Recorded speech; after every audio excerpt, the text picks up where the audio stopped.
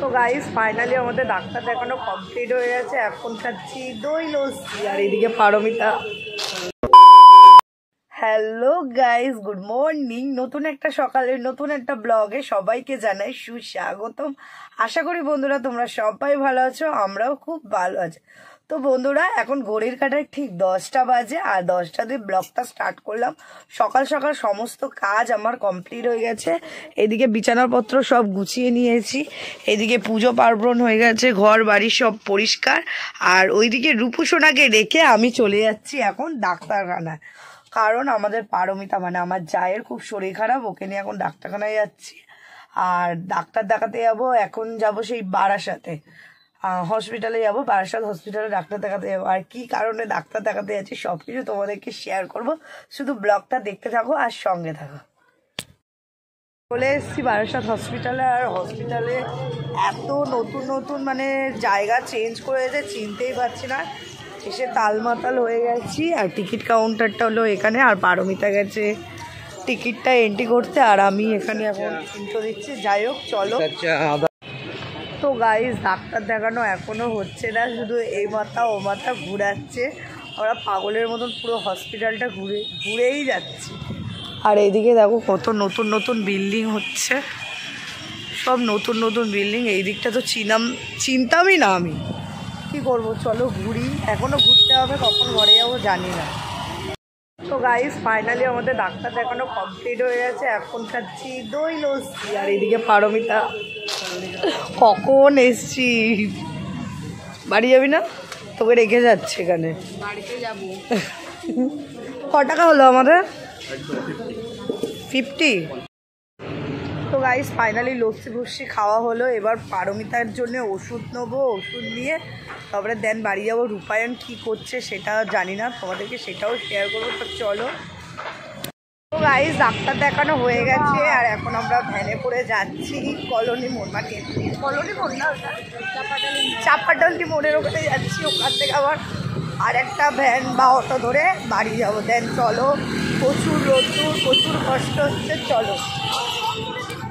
সন্ধ্যাবেলা ঘুমাবি তো?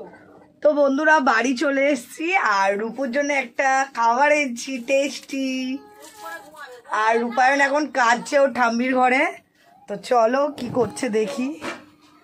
এই রূপায়ণ, এই দেখো আমি খাবো, যারা আমি খেয়ে নেবো বন্ধুরা, ও আসছে না, আমি খেয়ে নেবো, এইটা খেয়ে নিচ্ছি, খেয়ে নেবো আমি খেয়ে নেবো। তুমি কত মজা পেয়েছো? এ রূপু টাকা, আমি লিচি ডিংটা না খুঁজে পেয়েছি। পাপা এইদিকে তাকাও, তুমি মজা পেয়েছো কতটা? দেখি আমাদেরকে তাকিয়ে বলো। সবটা? ওলে বাবা রে, একটা হাম্পি দেবে আমাকে, আমি ফ্রেশ হয়ে আসি তারপরে। হ্যাঁ ঠিক আছে। ভাত খেয়েছো? আমি কোথায় গেছিলাম? আমার দিকে তাকিয়ে বলো। আমি লিচি টিং আনতে গেছিলাম? ঠিক আছে।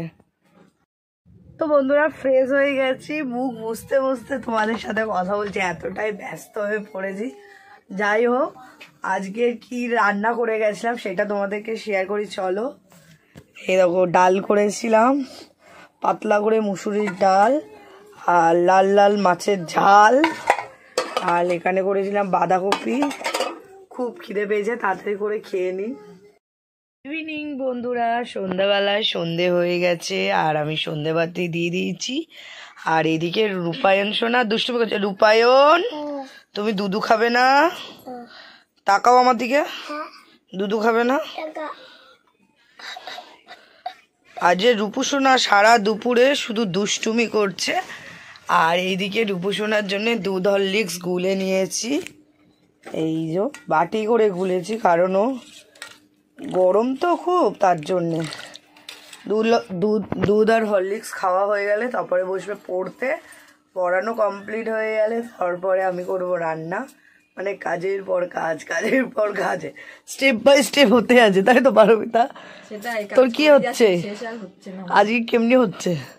অস্থির লাগছে, বিশাল গরম পড়েছে আজকের এতই গরম পড়ে পারমিতা বলছে কি জানলা মাল্লা আজ বন্ধ থাকবে না, সব খুলে দিয়েছে। দেখো বন্ধুরা, জানলাটা আটকানো ছিল, ও একদম মশার জন্য বন্ধ করেছিল, তারপরে বলছে আজ খোলা দাগ, আমার দম আটকে যাচ্ছে।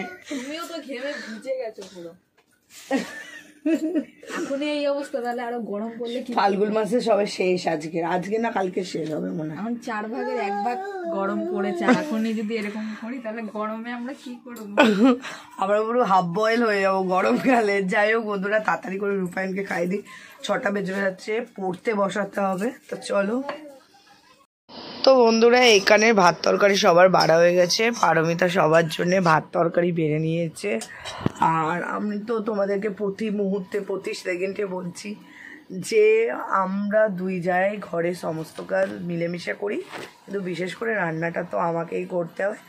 আর এদিকে তোমাদের দাদা ভাই নাটক করছে, এত এত এত পরিমাণে নাটক করছে তা বলার কথা নেই। খাওয়া দাওয়া করবে না? করবো তো। বিছানা ছেড়েছো?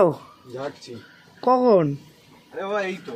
স্নান করতে যাবে তুমি এখন? না না, ভাত পা ধুবো না। না, যে প্রচুর গরম পড়েছে তো আমি ভাবলাম তুমি স্নান করতে যাবে। স্নানটাই করবো।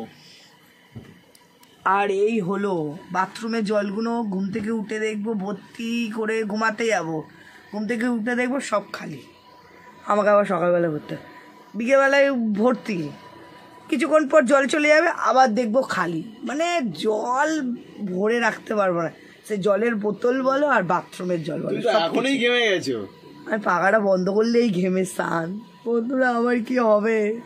সারা চৈত্র বৈশাখ জ্যৈষ্ঠ আমি কি করব? কাঁদছো কেন তুমি? যদি গরমে তাই।